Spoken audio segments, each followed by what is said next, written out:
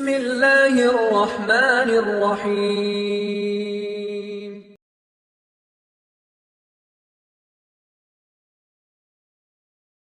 ஒரு ஆண் ஒரு பெண்ணுக்கு மிக முக்கியமாக கொடுக்க வேண்டியது இன்றைய காலத்திலே கொடுக்க மறப்பது நேரம். குடும்ப வாழ்க்கையில் பெரும்பான்மையான மக்கள் நேரம் கொடுக்கிறதே இல்லை. குறிப்பாக இந்த வெளிநாடுகளில் வசிக்கக்கூடியவங்களுக்கு ஒரு மிகப்பெரிய எச்சரிக்கையை சொல்கிறேன். இல்லை மஷா அல்லாஹ் பாதுகாத்தவர்களை தவிர, மனைவியை பிரிஞ்சு எத்தனை வருஷம் இருந்தேன்னு சொன்னால் அவார்டு கொடுத்துடலாம். அவருக்கு 4 வருஷம் ஆச்சு ஊருக்கு போய், 5 வருஷம் ஆச்சு ஊருக்கு போய், 3 பிள்ளை இருக்குது, அதை பார்த்துட்டு மனைவி உட்கார்ந்துருக்காங்கிறாங்க. இதுவெல்லாம் ஹலாலான வாழ்க்கையா? இதுவெல்லாம் அல்லாஹ் ரப்புல் ஆலமீன் விரும்பக்கூடிய வாழ்க்கையா? ஒரு இயற்கையான ஒரு பெண்ணுக்கு என்ன தேவை இருக்கிறது என்று உங்களுக்கு தெரியாது. உங்களுக்கு இயற்கையாக என்ன தேவை இருக்கிறது என்று தெரியாது. அதை அல்லாஹ் ரப்புல் ஆலமீன் ஹலாலாக வாழ்வதற்கு வழி கொடுத்தும் செல்வம் என்ற ஒரே காரணத்திற்காக இப்படி ஹலாலாக வாழாமல் பலர் ஹராமிலே தங்களுடைய இச்சைகளை தீர்த்து கொண்டிருக்கிறார்கள். ஸ்கைப்ல உட்கார்ந்து பேசுறாங்க. சமூகத்திலே சொல்லப்பட வேண்டும். இதெல்லாம் ஒரு வாட்ஸ்அப்லயோ ஸ்கைப்ல உட்கார்ந்து என்ன பேசுறாங்க? இரவுடைய நேரத்தில் நடக்கக்கூடிய செயல்கள் எல்லாம் ஒரு போன் கால்ல உரையாடப்படுது. அந்த போன் கால் ரெக்கார்டு செய்யப்படுது. உங்களுக்கு தெரியுமா? அது எங்க ஸ்டோர் செய்யப்படுது தெரியுமா? ஸ்கைப்ல நீங்க பார்க்கறதெல்லாம், நீங்க கேட்கறதெல்லாம், உங்கள் மனைவியை நீங்க கேட்கக்கூடிய அந்த முறைகள் எல்லாம் எங்க ரெக்கார்டு செய்யப்படுது தெரியுமா? அதை யாரு வேணாலும் பார்க்கலாம், யாரு வேணாலும் கேட்கலாம். இந்த உலகத்தில் சர்வசாதாரணம். ஒரு ஆண் தவறான பழக்கத்திலே சர்வசாதாரணமாக, குறிப்பா சொல்லணும், மாஸ்டர்பேஷன் பழக்கத்துக்கு பலர் அடிமைங்க. இன்னைக்கு வெளிநாடுகளில் வசிக்கக்கூடிய பல வாலிபர்கள் திருமணம் முடிச்சு மனைவியோடு சேர்ந்து வாழ்ந்து ஹலாலான முறையில் இச்சையை கழிக்க முடியாம இப்படி அல்லாஹ்வால் ஹராமாக்கப்பட்ட செயல்கள் எல்லாம் அவர்களுக்கு சர்வசாதாரணமாக மாறிடுச்சு. அல்லாஹ் பாதுகாக்கணும், அல்லாஹ் பாதுகாக்கணும். நேரம் மிக முக்கியமானது குடும்ப வாழ்வில். நேரம் கொடுக்கலையேன்னு மனைவி சொன்னா இவர் வாட்ஸ்அப்பை கணக்கு பார்த்துட்டு இருப்பாரு. காலையில் 8 மணிக்கு ஆஃபீஸ் போனேன், 6 மணிக்கு தான் நான் திரும்பி வந்தேன். அதுக்கு பிறகு 7, 8, 9, 10 தூங்குற வரைக்கும் உன்னோட தானே இருந்தேன். 10 மணி நேரம் உனக்கு, 12 மணி நேரம் ஆஃபீஸ்க்கு, மீது உள்ளதான தூக்கம். ஏன் நேரம் கொடுக்கலன்னு சொல்ற? ஒரு பெண் இந்த நேரத்தை விரும்பல. நீங்க ஒரு 10 மணி நேரம் அவங்களோட இருக்கணும், 12 மணி நேரம் அவங்களோட இருக்கணும், அவங்களோட உட்கார்ந்து இருக்குங்கிற நேரத்தை விரும்பல. எந்த நேரத்தை விரும்புறாங்க?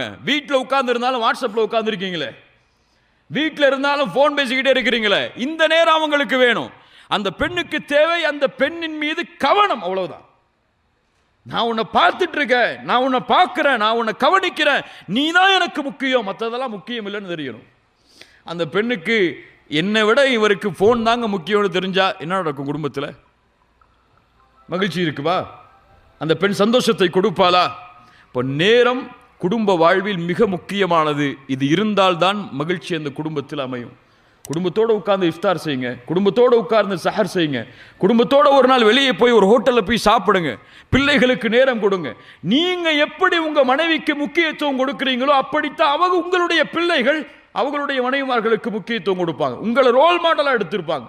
என்னுடைய வாப்பாக்கு என்னுடைய அம்மா தான் முதல் தரம், அது போல என்னுடைய மனைவிக்கு நான் தான் முதல் தரம் நினைப்பாங்க. நீங்க உங்களுடைய மனைவியை ஏதோ தேவைக்காக மட்டும் டீ எடுத்துட்டு வா, அல்லது காஃபி எடுத்துட்டு வா, அல்லது துணியை துவைச்சு போடு, அல்லது வீட்டுக்கு இந்த சமையலை செய்யன்னு சொல்லி ஒரு வேலைக்காரியாக மட்டும் பயன்படுத்தினால் உங்கள் பிள்ளை எப்படி பயன்படுத்துவாள் அவங்களுடைய மனைவியை? நீங்க தான் உங்களுடைய பிள்ளைகளுக்கு ஆசிரியர், வேற யாரும் கிடையாது. வேற யார்கிட்ட போய் படிக்க போறாங்க அவங்க இந்த விஷயத்தை எல்லாம்? ரசூலுல்லாஹி ஸல்லல்லாஹு அலைஹி வஸல்லமுடைய வாழ்க்கையை பார்ப்போம் பின்னால். 3வது, குடும்ப வாழ்வு மகிழ்ச்சியாக இருக்கணும்னு சொன்னா நம்பிக்கை இருக்கணும் கணவன் மனைவி மேல. ஒரு மனைவி கணவனை முழுமையாக நம்பியே ஆக வேண்டும். ஒரு பெண்ணை கணவன் முழுமையாக நம்பியே ஆக வேண்டும் அவங்களுடைய மனைவியை. இந்த நம்பிக்கையில கொஞ்சம் குறைஞ்சாலும் முடிஞ்சு போச்சு. இன்னைக்கு உள்ள இந்த இணையதள கலாச்சாரத்தில் ஒரு கணவன் மனைவி இந்த இருவரும் எதை விரும்புறாங்க தெரியுமா? எங்கிட்ட எல்லாமே இவர் ஓப்பனா இருக்கணும்னு விரும்புறாங்க. எதையும் இவர் மறைச்சிடக்கூடாது. ஃபேஸ்புக்கில் யார் ஃப்ரெண்ட் ரிக்வெஸ்ட் கொடுக்கிறாங்கிற முதற்கொண்டு எனக்கு தெரியணும். எல்லாம் எனக்கு ஓப்பனா இருக்கணும். அதை தெரிவதற்காக எதை செய்ய வேண்டும் என்று நினைத்தாலும் அவங்க செய்கிறார்கள். கணவனுக்கு தெரியாம போனை செக் பண்றது, மனைவிக்கு தெரியாம போனை செக் பண்றது, என்ன பழக்கம் இதெல்லாம்? உங்கள் மனைவியை வைத்துக் கொண்டு போனை கேட்டு பாருங்கள், சரியான விஷயம். ஆனால் மனைவி இல்லாத பொழுது போனை எடுத்து பார்த்தால் என்ன உள்ளத்தில் இருக்கு? உங்களுக்கு சந்தேகம் இருக்கு.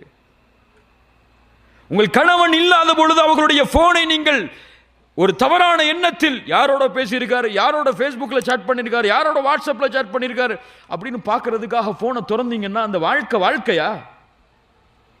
இதுவெல்லாம் கணவன் மனைவியுடைய ஹலாலான வாழ்க்கையா?